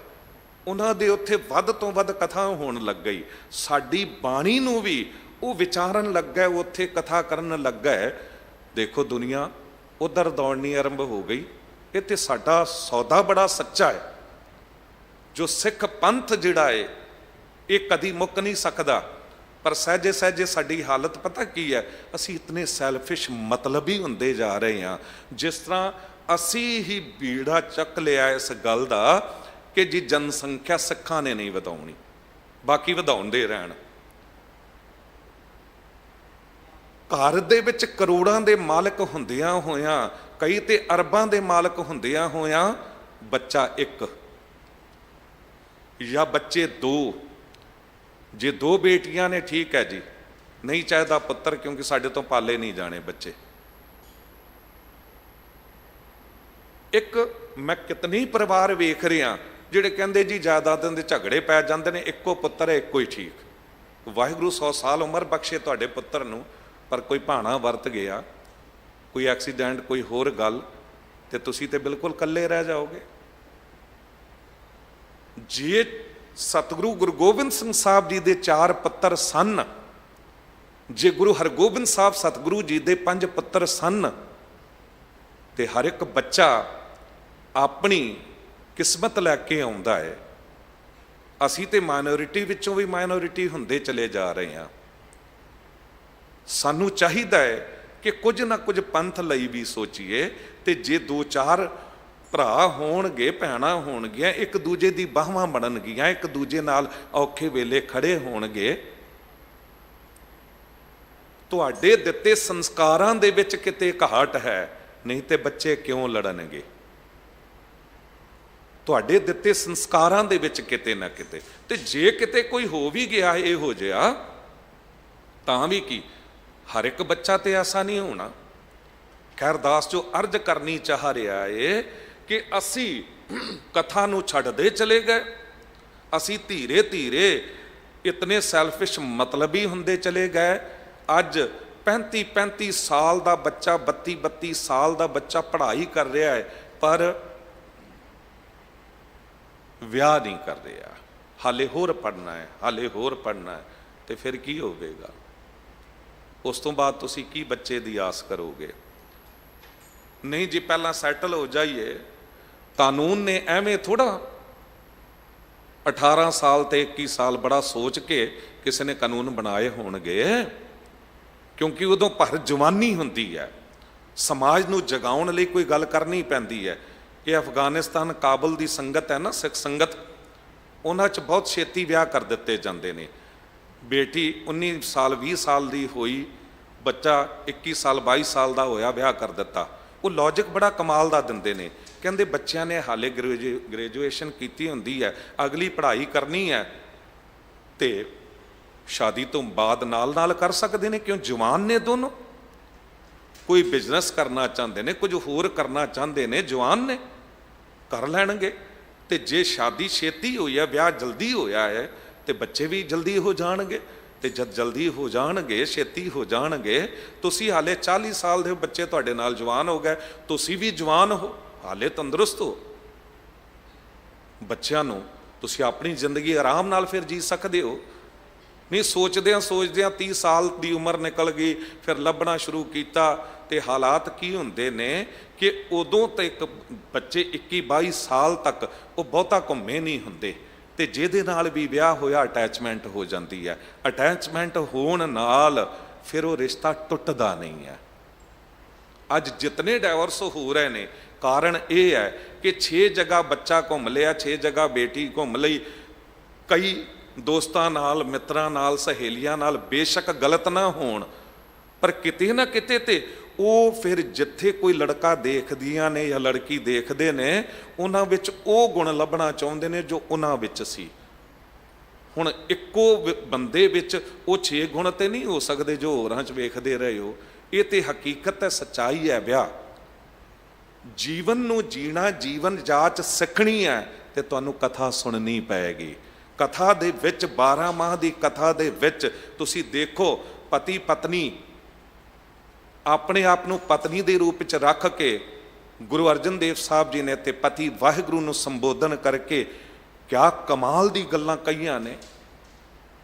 ਜਿੱਥੇ ਗੁਰੂ ਅਰਜਨ ਦੇਵ ਸਾਹਿਬ ਜੀ ਜ਼ਿਕਰ ਕਰਦੇ ਨੇ, ਧਨ ਕਹਿ ਤੂੰ ਵਸ ਮੈਂ ਨਾਲੇ ਪਰ ਸੁਖਵਾਸੀ ਬਾਲ ਗੋਪਾਲੇ, ਤੁਝ ਹੀ ਬਿਨਾ ਹੋ ਕੇ ਤਿਹ ਨਾ ਲੇਖੇ, ਵਚਨ ਦੇ ਛੋੜ ਨਾ ਜਾਸਾਂ। ਇਹ ਤੁਹਾਨੂੰ ਕਥਾ ਸਮਝਾਉਂਦੀ ਹੈ ਕਿ ਪਤਨੀ ਪਤੀ ਨੂੰ ਕੀ ਕਹਿ ਰਹੀ ਹੈ, ਕਾਇਆ ਦੇਹੀ ਪਤਨੀ ਹੈ ਤੇ ਆਤਮਾ ਪਤੀ ਹੈ। ਇਹ ਤੁਹਾਨੂੰ ਕਥਾ ਤੋਂ ਸਮਝ ਆਉਂਦੀ ਹੈ। ਧਨ ਪਰ ਇਹ ਨਾ ਆਖੀਏ ਬਹਿਨ ਇਕੱਠੇ ਹੋਏ, ਏਕ ਜੋਤ ਦੋਏ ਮੂਰਤੀ ਧਨ ਪਰ ਕਹੀਆਂ ਸੋਏ। ਇਹ ਤੁਹਾਨੂੰ ਕਥਾ ਤੋਂ ਪਤਾ ਲੱਗਦਾ ਹੈ ਕਿ ਪਿਤਾ ਨੂੰ ਰੱਬ ਦੀ ਜਗ੍ਹਾ ਦਿੱਤੀ ਗਈ ਹੈ, ਤੁਲਨਾ ਕੀਤੀ ਗਈ ਹੈ। ਮਾਂ ਦੀ ਤੁਲਨਾ ਵਾਹਿਗੁਰੂ ਨਾਲ ਕੀਤੀ ਗਈ ਹੈ, ਜਿੱਥੇ ਰਾਮਈਆ ਹੋ ਬਾਰਿਕ ਤੇਰਾ, ਕਾਹੇ ਨਾ ਕੰਡਸ ਔਗਣ ਮੇਰਾ, ਰਾਮ ਪਲਸ ਮਈਆ। ਭਗਤ ਜੀ ਕਹਿੰਦੇ ਕਿ ਮਾਲਕ ਵਾਹਿਗੁਰੂ ਮੈਂ ਤੈਨੂੰ ਨਹੀਂ ਵੇਖਿਆ, ਪਰ ਮੈਂ ਆਪਣੀ ਮਾਂ ਨੂੰ ਵੇਖਿਆ ਤੇ ਮੈਨੂੰ ਇਉਂ ਲੱਗਿਆ ਤੂੰ ਬਿਲਕੁਲ ਮੇਰੀ ਮਾਂ ਵਰਗਾ। ਤੇ ਕਿਉਂ ਨਾ ਸਤਿਕਾਰ ਜਾਗੇਗਾ ਮਾਂ ਦਾ। ਕਥਾ ਨਾਲ ਤੁਸੀਂ ਆਪਣੀ ਜ਼ਿੰਦਗੀ ਨੂੰ ਚੰਗੀ ਸੇਧ ਦੇ ਸਕਦੇ ਹੋ। ਕਥਾ ਸੁਣ ਕੇ ਅੰਦਰ ਦੇ ਵਿਕਾਰਾਂ ਰੂਪੀ, ਵੈਰ ਰੂਪੀ ਜੈਲਸ ਅਗਨ ਨੂੰ ਬਾਹਰ ਕੱਢ ਸਕਦੇ ਹੋ। ਇਸ ਕਰਕੇ ਜੀਵਨ ਦਾ ਅੰਗ ਬਣਾਓ ਕਥਾ ਸੁਣਨਾ। ਜਦ ਦਾਸ 92-91 ਦੇ ਵਿੱਚ ਕਿਤੇ ਅਮਰੀਕਾ, ਕੈਨੇਡਾ, ਇੰਗਲੈਂਡ ਜਾਂਦੇ ਸਾਂ ਤੇ ਐਤਵਾਰ ਵਾਲੇ ਦਿਨ ਜੇ ਸੰਗਤ ਵੇਖੋ, ਆਮ ਦਿਨਾਂ 'ਚ ਸੰਗਤ ਥੋੜਾ ਘੱਟ ਹੁੰਦੀ ਹੈ, ਐਤਵਾਰ ਨੂੰ ਬਹੁਤ ਹੁੰਦੀ ਹੈ। ਤੁਸੀਂ ਉਦੋਂ ਜੇ ਵੇਖੋ ਹਾਲ ਭਰੇ ਹੁੰਦੇ ਸਨ, ਪਰ ਉਹਦੇ ਵਿੱਚ 20% ਸਿੱਖੀ ਰੂਪ ਵਿੱਚ ਤੇ ਦਸਤਾਰਾਂ ਵਾਲੇ ਹੁੰਦੇ ਸਨ, 80% ਲੋਕ ਕਲੀਨ ਸ਼ੇਵ ਹੁੰਦੇ ਸਨ। ਪਰ ਅੱਜ ਉੱਥੇ ਤਸਵੀਰ ਬਦਲੀ ਹੈ ਬਿਲਕੁਲ। ਅੱਜ ਉੱਥੇ ਕਲੀਨ ਸ਼ੇਵ ਗੁਰਦੁਆਰੇ 'ਚ ਘੱਟ ਨਜ਼ਰ ਆਉਂਦੇ ਨੇ ਤੇ ਦਸਤਾਰਾਂ ਵਾਲੇ ਜ਼ਿਆਦਾ ਨਜ਼ਰ ਆਉਂਦੇ ਨੇ। ਪਤਾ ਕਿਉਂ? ਕਿਉਂਕਿ ਉੱਥੇ ਲੋਕਾਂ ਨੇ ਕਥਾ ਨੂੰ ਅਪਣਾ ਲਿਆ। ਉੱਥੇ ਇੱਥੇ ਦੇ ਟਰੱਕ ਡਰਾਈਵਰਾਂ ਵਾਂਗ ਨਹੀਂ ਕਿ ਵੀ ਨਸ਼ੇ ਕਰ ਲੈ ਜਾਂ ਜੋ ਮਰਜ਼ੀ ਕਰ ਲਿਆ। ਉੱਥੇ ਜਿਹੜੇ ਟਰਾਲਾ ਚਲਾਉਂਦੇ ਨੇ, ਉੱਥੇ ਜਿਹੜੇ ਵੀਰ ਕਿਰਤ ਕਰਦੇ ਨੇ, ਮਿਹਨਤ ਕਰਦੇ ਨੇ, ਉਹਨਾਂ ਨੇ ਲੜੀਵਾਰ ਕਥਾ ਦੀਆਂ, ਉਦੋਂ ਦੀ ਗੱਲ ਕਰ ਰਿਹਾ, ਉਦੋਂ ਤੋਂ ਉਹਨਾਂ ਨੇ, ਜਦ ਆਡੀਓ ਕੈਸਟਾਂ ਹੁੰਦੀਆਂ ਸਨ, ਉਸ ਤੋਂ ਬਾਅਦ ਸੀਡੀਆਂ ਜਾਂ ਜੋ ਅੱਗੇ ਤੋਂ ਆਉਂਦਾ ਗਿਆ, ਪੈਨ ਡਰਾਈਵ ਅੱਜ ਕੱਲ੍ਹ, ਉਹਨਾਂ ਨੇ ਰੱਖ ਲੈਣੀ ਤੇ ਟਰੱਕ ਚਲਾਈ ਜਾਣਾ ਤੇ ਨਾਲ ਕਥਾ ਸੁਣੀ ਜਾਣੀ। ਲੜੀਵਾਰ ਕਥਾ, ਜਪਜੀ ਸਾਹਿਬ ਦੀ ਲੜੀਵਾਰ, ਸੁਖਮਨੀ ਸਾਹਿਬ ਜੀ ਦੀ, ਸ਼ਲੋਕ ਮਹਿਲਾ ਨਾਵਾਂ ਦੀ ਕਥਾ। ਜੀਵਨ ਬਦਲ ਗਏ, ਨਸ਼ੇ ਛੱਡ ਦਿੱਤੇ, ਸਿੱਖੀ ਸਰੂਪ 'ਚ ਆ ਗਏ। ਹੁਣ ਗੁਰਮਤਿ ਕੈਂਪ ਵੱਧ ਤੋਂ ਵੱਧ ਲੱਗਦੇ ਨੇ। ਅਸੀਂ ਕਿਉਂ ਨਹੀਂ ਤਬਦੀਲੀ ਲਿਆ ਸਕਦੇ? ਸਾਨੂੰ ਕਥਾ ਤੋਂ ਪਤਾ ਲੱਗੇਗਾ ਕਿ ਅੱਜ ਸੁਤੰਤਰਤਾ ਦਿਵਸ ਮਨਾਇਆ ਜਾ ਰਿਹਾ 15 ਅਗਸਤ। ਕੀ ਸਾਡੇ ਸਿੱਖ ਬੱਚਿਆਂ ਨੂੰ ਪਤਾ ਹੈ ਕਿ ਇਹ ਜੋ ਦੇਸ਼ ਦੀ ਸ਼ਾਨ ਤਿਰੰਗਾ ਬਣ ਅੱਜ ਲਹਿਰਾ ਰਿਹਾ ਹੈ, ਇਸ ਤਿਰੰਗੇ ਨੂੰ ਕਾਇਮ ਰੱਖਣ ਲਈ, ਇਸ ਆਜ਼ਾਦੀ ਨੂੰ ਲੈਣ ਲਈ ਤੇ ਕਾਇਮ ਰੱਖਣ ਲਈ ਜਿੰਨੀ ਸ਼ਹੀਦੀਆਂ ਹੋਈਆਂ ਨੇ, ਉਹਨਾਂ ਸ਼ਹੀਦੀਆਂ ਵਿੱਚੋਂ 90% ਤੋਂ ਵੱਧ ਸ਼ਹੀਦੀਆਂ ਸਿੱਖਾਂ ਦੀਆਂ ਨੇ। ਪਹਿਲਾਂ ਭਾਵੇਂ ਮੁਗਲਾਂ ਦੇ ਵੇਲੇ ਵੀ ਮੁਗਲਾਂ ਦੀ ਜੜ ਪੁੱਟੀ ਸਤਿਗੁਰੂ ਗੁਰੂ ਗੋਬਿੰਦ ਸਿੰਘ ਸਾਹਿਬ ਜੀ ਨੇ, ਤੇ ਉਹਨਾਂ ਦੇ ਮਹਾਨ ਸਪੂਤ ਬਾਬਾ ਬੰਦਾ ਸਿੰਘ ਬਹਾਦਰ ਵਰਗਿਆਂ ਨੇ, ਜਿਨ੍ਹਾਂ ਦਾ ਨਾਮ ਅੰਮ੍ਰਿਤ ਛਕ ਕੇ ਗੁਰਬਖਸ਼ ਸਿੰਘ ਹੋਇਆ, ਰਾਜ ਕਾਇਮ ਕੀਤਾ। ਮਹਾਰਾਜਾ ਰਣਜੀਤ ਸਿੰਘ ਨੇ ਕੈਸਾ ਸਿੱਖ ਰਾਜ ਕਾਇਮ ਕੀਤਾ। ਅਫਗਾਨਿਸਤਾਨ ਦੇ 'ਚ ਅਮਰੀਕਾ ਕਿਤਨਾ ਟਾਈਮ ਬੈਠਾ ਰਿਹਾ ਹੈ, ਪਰ ਰਾਜ ਨਹੀਂ ਕਰ ਸਕਿਆ। ਰਾਜ ਉਹਨਾਂ ਕੋਲ ਹੀ ਰਿਹਾ ਤੇ ਅਖੀਰ ਜਾਣਾ ਪਿਆ ਉਹਨੂੰ ਵਾਪਸ। ਪਰ ਜੇ ਕਿਸੇ ਨੇ ਮੁਲਤਾਨ, ਕਾਬਲ, ਕੰਧਾਰ ਜਾ ਕੇ ਰਾਜ ਕੀਤਾ ਤੇ ਮਹਾਰਾਜਾ ਰਣਜੀਤ ਸਿੰਘ ਨੇ ਕੀਤਾ, ਹਰੀ ਸਿੰਘ ਨਲੂਆ ਨੇ ਕੀਤਾ। भारतवर्ष की आज़ादी में सिखों का योगदान, ये ट्रैक्ट दिल्ली से गुरुद्वारा प्रबंधक कमेटी छापदी है, कदी लैके पढ़ लेना। मैं अज लभ रहा सी सोशल मीडिया ते मैनू उत्थे नज़र नहीं आया, तो मैं बेनती करांगा चेयरमैन धर्म प्रचार सरदार जसप्रीत सिंह करमसर जी, जे हो सके तो इनू हिंदी च उस तरह सोशल मीडिया ते पा दिता जाए, क्योंकि कोई तो पढ़ेगा, जब आज़ादी लिखेगा तो यह सामने आ जाएगा। अज मैं पढ़ रहा सी ते उत्थे पहला तो हिंदी च लिखिया होया है, एक हिंदू गुजराती वीर ने लिखिया होया है कि मैं दिल्ली दे च रहन वाला एक गुजराती हाँ, ਤੇ ਅਸੀਂ ਸਿੱਖਾਂ ਦਾ ਦੇਣਾ ਦੇ ਹੀ ਨਹੀਂ ਸਕਦੇ। ਕਹਿੰਦੇ ਮੈਂ ਇਸ ਇਤਿਹਾਸ ਨੂੰ ਪੜ੍ਹਿਆ ਤੇ ਚੰਗੀ ਤਰ੍ਹਾਂ ਜਾਣਿਆ ਕਿ ਅੱਜ ਜੇ ਇਸ ਦੇਸ਼ ਦੀ ਅਣਖ ਗੈਰਤ ਪਛਾਣ ਬਚੀ ਹੋਈ ਹੈ ਤੇ ਉਹ ਸਿੱਖੋਂ ਕੇ ਕਰਕੇ ਹੈ। ਪਰ ਅਸੀਂ ਆਪਣੀ ਕਾਬਲੀਅਤ ਨੂੰ ਜਾਣਦੇ ਹੀ ਨਹੀਂ ਆ, ਅਸੀਂ ਆਪਣੇ ਇਤਿਹਾਸ ਨੂੰ ਸੁਣਨਾ ਹੀ ਨਹੀਂ ਚਾਹੁੰਦੇ ਆ, ਅਸੀਂ ਬੱਚਿਆਂ ਨੂੰ 4 ਸਾਹਿਬਜ਼ਾਦਿਆਂ ਦਾ ਇਤਿਹਾਸ ਸੁਣਾਉਣਾ ਹੀ ਨਹੀਂ ਚਾਹੁੰਦੇ ਆ। ਹੁਣ ਸਾਡੀ ਕੌਮ ਦੇ ਵਿੱਚੋਂ ਕੁਝ ਵੀਰ ਜਾਗੇ ਨੇ ਜਿਨ੍ਹਾਂ ਨੇ 4 ਸਾਹਿਬਜ਼ਾਦਿਆਂ ਬਾਰੇ ਫਿਲਮ ਬਣਾਉਣੀ, ਭਾਈ ਤਾਰੂ ਸਿੰਘ ਜੀ ਬਾਰੇ, ਮਾਤਾ ਸਾਹਿਬ ਕੌਰ ਬਾਰੇ, ਇਹ ਮੌਜੂਦ ਨੇ ਸੋਸ਼ਲ ਮੀਡੀਆ ਤੇ। ਹੁਣੇ ਤੋਂ ਆਦਤ ਪਾਓ ਬੱਚਿਆਂ ਨੂੰ। ਜੇ ਅਸੀਂ ਧਰਮ ਦੇ ਖੇਤਰ ਵਿੱਚ ਐਡਵਾਂਸ ਨਹੀਂ ਹੋਵਾਂਗੇ, ਬਹੁਤ ਪਿੱਛੇ ਰਹਿ ਜਾਵਾਂਗੇ। ਤੇ ਬੱਚਿਆਂ ਨੂੰ ਇਸ ਪਾਸੇ ਜੋੜੋ। ਇੱਕ ਕੰਮ ਕਰੋ, ਜੋ ਮਾਤਾਵਾਂ ਜਾਂ ਦਾਦੀਆਂ ਭੈਣਾਂ ਜੋ ਪੜ੍ਹੀਆਂ ਨੇ, ਸੋਢੀ ਚਮਤਕਾਰ ਲੈ ਆਓ, ਗੁਰੂ ਨਾਨਕ ਦੇਵ ਸਾਹਿਬ ਜੀ ਦੀ ਜਨਮ ਸਾਖੀ ਲੈ ਆਓ, ਉਹਦੇ ਵਿੱਚੋਂ ਇੱਕ ਸਾਖੀ ਰੋਜ਼ ਪੜ੍ਹੋ। 3-4 ਮਿੰਟ ਲੱਗਦੇ ਨੇ, ਵੱਧ ਤੋਂ ਵੱਧ 5 ਮਿੰਟ। ਤੇ ਅੱਜ ਇੰਟਰਨੈਟ ਤੇ ਸਭ ਕੁਝ ਮੌਜੂਦ ਹੈ। ਸ਼ਬਦ ਦੇ ਇੱਕ ਸ਼ਬਦ ਦੇ ਅਰਥ ਪੜ੍ਹੋ, 2 ਤੋਂ 3 ਮਿੰਟ ਲੱਗਦੇ ਨੇ। ਰਹਾਉ ਦੀ ਪੰਕਤੀ ਹੀ, ਉਹਦੀ ਹੀ ਸਿੱਖਿਆ ਬੱਚੇ ਨਾਲ ਸਾਂਝੀ ਕਰ ਲਓ ਤੇ ਇੱਕ ਸਾਖੀ ਸੁਣਾ ਦਿਓ। ਤੁਹਾਡਾ 5 ਤੋਂ 6 ਮਿੰਟ ਦਾ ਟਾਈਮ, ਇਹ ਛੋਟੇ ਬੱਚੇ ਨੂੰ 5-6 ਸਾਲ ਦੇ ਬੱਚੇ ਨੂੰ ਆਦਤ ਪਾ ਦਿਓ ਨਾ, ਉਹਨੂੰ ਐਸੀ ਆਦਤ ਪੈ ਜਾਵੇਗੀ, ਉਹ ਰੋਜ਼ ਕਹੇਗਾ, ਆਵਾਜ਼ ਮਾਰ ਕੇ ਜਾਂ ਕਹੇਗੀ ਕਿ ਦਾਦੀ ਮੈਨੂੰ ਕਹਾਣੀ ਸੁਣਾਓ। ਮਾਂ ਨੂੰ ਕਹੇਗੀ ਮੰਮੀ ਮੈਨੂੰ ਕਹਾਣੀ ਸੁਣਾਓ। ਤੁਸੀਂ ਸੁਣਾਓ, ਤੁਸੀਂ ਬੱਚੇ ਦਾ ਜੀਵਨ ਇਉਂ ਘੜ ਦਿਓਗੇ ਕਿ ਫਿਰ ਰੋਣਾ ਨਹੀਂ ਪਏਗਾ। ਸਿਰ ਤੇ ਹੱਥ ਰੱਖ ਕੇ ਕਿ ਸਾਡੀ ਬੱਚੀ ਨੇ ਦੂਜੇ ਧਰਮ ਦੇ ਵਿੱਚ ਜਾ ਕੇ ਵਿਆਹ ਕਰਾ ਲਿਆ, ਕੁਝ ਹੋਰ ਹੋ ਗਿਆ। ਕੁਝ ਪੰਥ ਪ੍ਰਤੀ ਦਰਦ ਰੱਖੋ ਤੇ ਤਾਂ ਆਵੇਗਾ ਜੇ ਕਥਾ ਸੁਣਾਂਗੇ। ਗੁਰਦੁਆਰਿਆਂ ਦੇ ਵਿੱਚ ਇਸ ਗੱਲ ਬਾਰੇ ਵੀ ਬੈਲੈਂਸ ਨਹੀਂ ਬਣਿਆ ਹੋਇਆ। ਜਿੱਥੇ 10 ਤੋਂ 12 ਘੰਟੇ ਕੀਰਤਨ ਹੁੰਦਾ ਹੈ, ਉੱਥੇ ਕਥਾ ਲਈ 2 ਜਾਂ 2.5 ਘੰਟੇ ਹੁੰਦੇ ਨੇ ਸਿਰਫ। ਬੰਗਲਾ ਸਾਹਿਬ ਤੋਂ ਲਾਈਵ ਕਥਾ ਆਰੰਭ ਹੋਈ ਚੜ੍ਹਦੀ ਕਲਾ ਟਾਈਮ ਟੀਵੀ ਤੇ। ਇਤਨਾ ਬਦਲਾਵ ਆਇਆ। ਦਾਸ ਉਦੋਂ ਇੱਥੇ ਹੈਡਗੰਥੀ ਸੀ। ਪੰਜਾਬ ਦੇ ਵਿੱਚ ਮੈਨੂੰ ਫੋਨ ਆਉਂਦੇ ਸਨ, 100 ਸਵਾ 100 ਬੰਦੇ ਕਹਿੰਦੇ ਸਨ ਅੱਜ ਜਾ ਰਿਹਾ ਆਨੰਦਪੁਰ ਸਾਹਿਬ ਅੰਮ੍ਰਿਤ ਛਕਣ। ਇੱਥੋਂ ਕਥਾ ਜਦ ਲਾਈਵ ਚੱਲੀ ਤੇ ਦਰਬਾਰ ਸਾਹਿਬ ਸ਼੍ਰੋਮਣੀ ਕਮੇਟੀ ਨੇ ਲਾਈਵ ਆਰੰਭ ਕਰ ਦਿੱਤੀ ਕਥਾ। ਅੱਜ ਕਥਾ ਨਾਲ ਅਸੀਂ ਬਚੇ ਹਾਂ। ਕਥਾ ਨਾਲ ਕਿਤੇ ਨਾ ਕਿਤੇ ਜੋ ਥੋੜੀ ਸਿੱਖੀ ਬਚ ਗਈ ਹੈ ਨਾ, ਇਹ ਬਚੀ ਹੋਈ ਹੈ। ਇਹ ਉੱਤਰਾਖੰਡ, ਇੱਧਰ ਯੂਪੀ ਸਾਈਡ, ਰਾਜਸਥਾਨ ਦੇ ਸਿੱਖ ਤੁਸੀਂ ਦੇਖੋ ਸਿੱਖੀ ਸਰੂਪ ਵਿੱਚ ਪੂਰੇ ਮਿਲਣਗੇ ਤੁਹਾਨੂੰ। ਤੇ ਉਹ ਲਗਾਤਾਰ ਕਥਾ ਸੁਣਦੇ ਨੇ ਬੰਗਲਾ ਸਾਹਿਬ, ਸੀਸਗੰਜ ਸਾਹਿਬ ਤੋਂ, ਦਰਬਾਰ ਸਾਹਿਬ ਤੋਂ। ਇੱਕ ਐਗਜ਼ਾਮਪਲ ਵੀ ਤੁਸੀਂ 35-40 ਸਾਲਾਂ ਵਿੱਚ ਇੱਧਰ ਉੱਤਰਾਖੰਡ ਸਾਈਡ ਦਾ ਤੁਸੀਂ ਨਹੀਂ ਦੇ ਸਕਦੇ ਕਿ ਕੋਈ ਸਿੱਖ ਧਰਮ ਛੱਡ ਕੇ ਕਨਵਰਟ ਹੋਇਆ ਹੈ। ਅਸੀਂ ਤੇ ਹੋਰ ਗੁਲਾਮ ਹੁੰਦੇ ਜਾ ਰਹੇ ਹਾਂ। ਪੰਜਾਬ ਦੇ ਵਿੱਚ ਰਾਤ ਦਿਨ ਕਿਉਂ ਕਨਵਰਟ ਹੋ ਰਹੇ ਨੇ ਲੋਕ?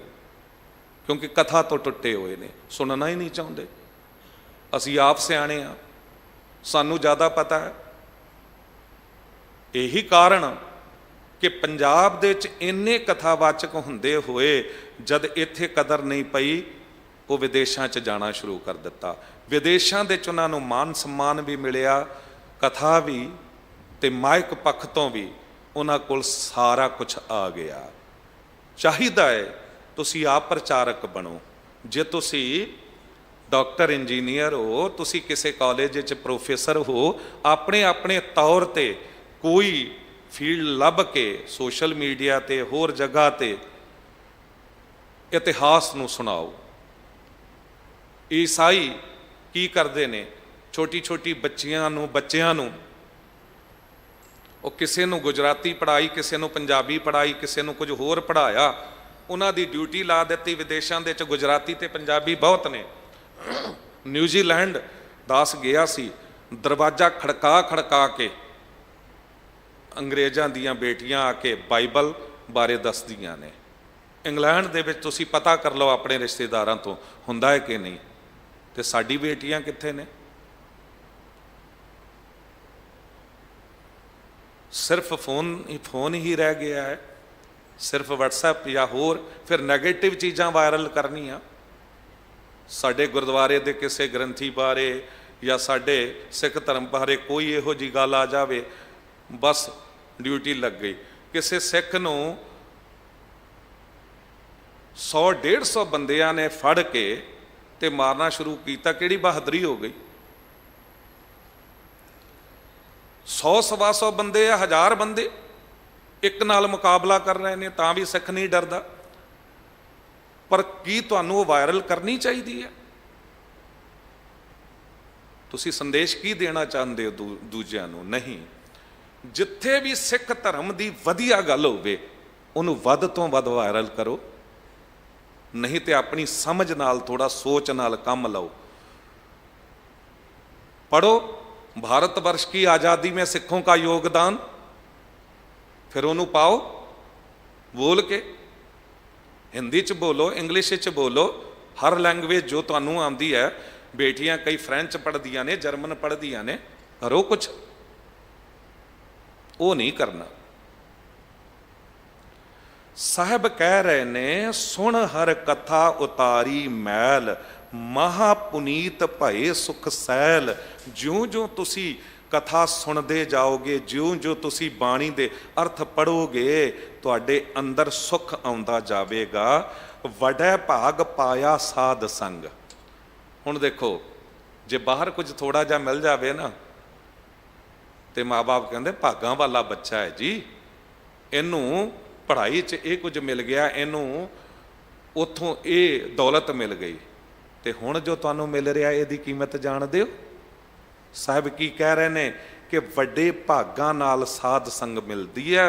साध संगत पार ब्रह्म स्यों लागो रंग। इत्थे बैठ के पार ब्रह्म दा रंग चढ़दा है, भाव की प्रेम विच तुसी सरशार हो जांदे हो। मालक वाहिगुरू नाल तुहाडा प्रेम जागदा है। ते सतगुरु जी ये गल समझा रहे ने। साध संगत की है? विच संगत हर प्रभ वसै जियो। इत्थे वाहिगुरू वसदा है, इत्थे गुरु वसदा है। इत्थे तुहानू बैठना परमात्मा वाहिगुरू नाल मिलदा है ते प्रेम रंग चढ़दा है। और रंग पता की है? रंग दा अर्थ ये काला पीला हरा नीला भी है, पर रंग दा अर्थ प्रेम भी है। जाको हर रंग लागो इस जुग में, सो कहियत है सूरा। ये जो एडे महान सूरमे साडे सिख धर्म दे विच होए, जिन्हां ने जाना तली ते धर के ते 30-35 हज़ार फौज नाल किते 20 सिंह टक्कर लै लैंदे सन, किते 30 या 40 सिंह टक्कर लै लैंदे सन। कि 10 लाख फौज नाल 40 सिंघां ने जंग नहीं की। इन्हां कोल की सी? इन्हां कोल वाहिगुरू दा प्रेम रंग सी। जाको हर रंग लागो इस जुग में, सो कहियत है सूरा। आत्म जिण सगल वस ताकै, जाका सतगुर पूरा। तां सिखां ने ये आज़ादी दिवाई।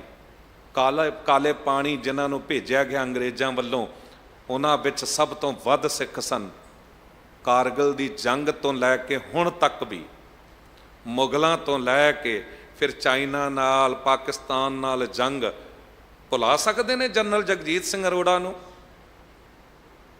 जो बांग्लादेश ये किसने जित के ते फतेह हासिल की सी। असल विच सिखां दा देना ये देश नहीं दे सकदा, पर सिखां ने देश कौम लई हमेशा कीता है ते अगे भी करदे ही रहांगे। साहब कह रहे ने, हर हर नाम जपत जन तारियो। कहंदे वाहिगुरू दा नाम जपण नाल, जन दा अर्थ है सेवक। वाहिगुरू दा नाम उन्होंने तार दिंदा सेवक नूं। ਅਗਨ ਸਾਗਰ ਗੁਰ ਪਾਰ ਉਤਾਰਿਓ।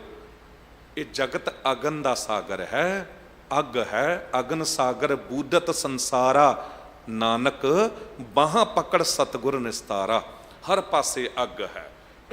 ਦਾਵਾ ਅਗਨ, ਬੜਵਾ ਅਗਨ, ਜਠਰਾ ਅਗਨ, ਅੰਦਰ ਵੀ ਪੇਟ 'ਚ ਅਗਨ ਹੈ। ਕਹਿੰਦੇ ਤੈਨੂੰ ਉੱਥੇ ਕਿਹਨੇ ਬਚਾਇਆ? ਮਾਂ ਦੇ ਗਰਭ ਦੀ ਅਗਨ ਵਿੱਚ। ਮਾਤ ਗਰਭ ਮੈਂ ਆਪਨ ਸਿਮਰਨ ਦੇ, ਤਹ ਤੁਮ ਰਾਖਨ ਹਾਰੇ। ਇਹ ਅੱਗ ਦਾ ਸਮੁੰਦਰ ਹੈ ਜਿੱਥੇ ਵੈਰ ਵਿਰੋਧ ਦੀ ਅੱਗਾਂ ਨੇ, ਜੈਲਸ ਦੀ ਅੱਗਾਂ ਨੇ। ਬੰਦਾ ਕਿਸੇ ਨੂੰ ਵੇਖ ਕੇ ਬਰਦਾਸ਼ਤ ਨਹੀਂ ਕਰ ਪਾਉਂਦਾ, ਸੜ ਰਿਹਾ ਹੈ, ਸੜ ਰਿਹਾ। ਤੁਸੀਂ ਦੇਖੋ, ਕੋਈ ਬੰਦਾ ਅੱਗੇ ਵੱਧ ਰਿਹਾ ਹੈ, ਕਾਮਯਾਬੀਆਂ ਲੈ ਰਿਹਾ ਹੈ, ਤੁਹਾਡੇ ਕੋਲ ਦੋ ਤਰੀਕੇ ਨੇ। ਜਾਂ ਤੇ ਉਹਨੂੰ ਪ੍ਰੇਰਣਾ ਬਣਾ ਕੇ ਆਪਣੀ ਸਾਰੀ ਪਾਵਰ ਜੋ ਹੈ ਉਹ ਆਪਣੇ ਆਪ ਨੂੰ ਉੱਚਾ ਚੱਕਣ ਵਿੱਚ ਲਾਓ, ਜਾਂ ਦੂਜਾ ਰਸਤਾ ਇਹ ਹੈ ਕਿ ਆਪਣੀ ਸਾਰੀ ਪਾਵਰ ਜੋ ਹੈ ਉਹਨੂੰ ਥੱਲੇ ਢਾਹਣ 'ਚ ਲਾ ਦਿਓ, ਉਹਨੂੰ ਖਿੱਚਣ 'ਚ ਲਾ ਦਿਓ, ਉਹਨੂੰ ਬਰਬਾਦ ਕਰਨ 'ਚ ਲਾ ਦਿਓ। ਤੇ ਤੁਹਾਨੂੰ ਕੀ ਮਿਲੇਗਾ? ਅੱਗ ਤੁਹਾਡੇ ਅੰਦਰ ਬਲ ਰਹੀ, ਸੜਨਾ ਤੁਹਾਡਾ ਅੰਦਰ ਹੈ, ਦੂਜੇ ਦਾ ਥੋੜਾ। ਜ਼ਹਿਰ ਤੁਹਾਡੇ ਅੰਦਰ ਬਣ ਰਿਹਾ ਹੈ, ਕਾਮ ਕ੍ਰੋਧ ਲੋਭ ਮੋਹ ਅਹੰਕਾਰ ਦਾ, ਤੇ ਤੁਸੀਂ ਕਹੋ ਦੂਜਾ ਸੜ ਜਾਵੇਗਾ। ਐਸਾ ਤਾਂ ਨਹੀਂ ਹੋ ਸਕਦਾ। ਬੀਜ ਜਿੱਥੇ ਪੈਗਾ ਉੱਥੇ ਦਰਖਤ ਬਣੇਗਾ। ਇਸ ਕਰਕੇ ਇਹ ਜੋ ਹਰ ਪ੍ਰਕਾਰ ਦੀ ਅਗਨ ਹੈ, ਇਸ ਤੋਂ ਬਚਣ ਦਾ ਤਰੀਕਾ ਇੱਕੋ ਹੀ ਹੈ। ਕਹਿੰਦੇ ਇਹਦੇ ਉੱਤੇ ਬਾਣੀ ਰੂਪੀ ਅੰਮ੍ਰਿਤ ਪਾ ਦਿਓ, ਇਹ ਅੱਗ ਬੁਝ ਜਾਵੇਗੀ। ਤੇ ਸਤਿਗੁਰੂ ਕਹਿੰਦੇ ਇਸ ਅੱਗ ਦੇ ਸਾਗਰ ਤੋਂ ਗੁਰੂ ਨਾਮ ਦੇ ਕੇ ਪਾਰ ਉਤਾਰ ਦਿੰਦਾ ਹੈ। ਰਹਾਉ ਦੀ ਪੰਕਤੀ ਹੈ। ਸਾਹਿਬ ਅੱਗੇ ਕਹਿੰਦੇ ਨੇ ਰਹਾਉ ਦੇ ਕੇ, ਕਰ ਕੀਰਤਨ ਮਨ ਸ਼ੀਤਲ ਭਏ। ਕੀਰਤਨ ਕਰਕੇ ਨਾ ਮਨ ਸ਼ੀਤਲ ਹੁੰਦਾ ਹੈ, ਮਨ ਠੰਡਾ ਠਾਰ ਹੁੰਦਾ ਹੈ। ਤੇ ਕੀਰਤਨ ਕੀ ਹੈ? ਕੀਰਤ ਰੂਪੀ ਅੰਨ। ਇਹ ਕੀਰਤ ਰੂਪੀ ਅੰਨ ਸਿਰਫ ਕੀਰਤਨ ਗਾ ਕੇ ਨਹੀਂ, ਹੁਣ ਕਥਾ ਸੁਣ ਰਹੇ ਹੋ ਤਾਂ ਵੀ ਇਹ ਤੁਹਾਨੂੰ ਅੰਨ ਮਿਲ ਰਿਹਾ ਹੈ। ਇਹ ਤੁਹਾਡੀ ਆਤਮਾ ਬਲਵਾਨ ਹੋ ਰਹੀ ਜੋ ਭੁੱਖੀ ਹੈ। ਅਸੀਂ ਗੁਰਦੁਆਰਿਆਂ ਵੱਲ ਜਾਂਦੇ ਆ ਨਾ, ਤੇ ਬੰਦਾ ਲੰਗਰ ਵੱਲ ਛੇਤੀ ਦੌੜਦਾ ਹੈ, ਤਨ ਦੀ ਖੁਰਾਕ। ਮੈਂ ਐਸੇ ਬਹੁਤ ਸਾਰੇ ਲੋਕ, ਭੈਣਾਂ, ਮਾਤਾਵਾਂ, ਬਜ਼ੁਰਗ ਵੇਖੇ ਨੇ, ਗੁਰਦੁਆਰੇ ਆਉਣਗੇ, ਮੱਥਾ ਟੇਕਦੇ ਹੀ ਬਸ 5 ਮਿੰਟ ਵੀ ਨਹੀਂ ਬੈਠਣਾ ਹੈ, ਤੁਰਦਿਆਂ ਤੁਰਦਿਆਂ ਨਿਕਲਣਾ ਹੈ, ਤੇ ਲੰਗਰ ਹਾਲ ਵੱਲ ਜਾ ਰਹੇ ਹੁੰਦੇ ਨੇ। ਹੁਣੇ ਤੇ ਆਇਓ, ਕੀ ਗੱਲ ਹੋ ਗਈ? ਕਹਿੰਦੇ ਨਹੀਂ ਜੀ ਜਾਣਾ ਹੈ, ਸੋਚਿਆ ਲੰਗਰ ਦਾ ਇੱਕ ਫੁਲਕਾ ਛਕ ਲਈਏ, ਉਹ ਬੁਰਕੀ ਮੂੰਹ ਨੂੰ ਲਾ ਹੀ ਲਈਏ। ਵੀ ਉਹ ਲੰਗਰ ਤਾਂ ਬਣਿਆ ਸੀ ਬੇਫਿਕਰ ਹੋ ਕੇ ਤੂੰ ਕੀਰਤਨ ਕਥਾ ਸੁਣ ਸਕੇ, ਇਹ ਭੋਜਨ ਛਕ ਸਕੇ ਜੋ ਹੁਣ ਛਕ ਰਿਹਾ। ਤ੍ਰਿਪਤ ਭਈ ਸੱਚ ਭੋਜਨ ਖਾਇਆ, ਮਨ ਤਨ ਰਸਨਾ ਨਾਮ ਤੇ ਆਇਆ। ਇਹ ਤੇ ਤੁਸੀਂ ਇੱਥੇ ਵੀ ਛਕ ਸਕਦੇ ਸੀ। ਉਹ ਦੂਜਾ ਲੰਗਰ ਤੇ ਘਰ ਵੀ ਮਿਲ ਜਾਵੇਗਾ। ਜਿੰਨਾ ਕੁ ਤੁਸੀਂ ਉੱਥੇ ਟਾਈਮ ਲਾਉਣਾ ਇੱਥੇ ਲਾ ਲਓ, ਜਾਂ ਫਿਰ ਲੰਗਰ ਛਕਦਿਆਂ ਉੱਥੇ ਜੋ ਕੀਰਤਨ ਕਥਾ ਦੀ ਆਵਾਜ਼ ਆ ਰਹੀ ਹੈ, ਨਾਲ ਨਾਲ ਇਹ ਵੀ ਸੁਣੋ।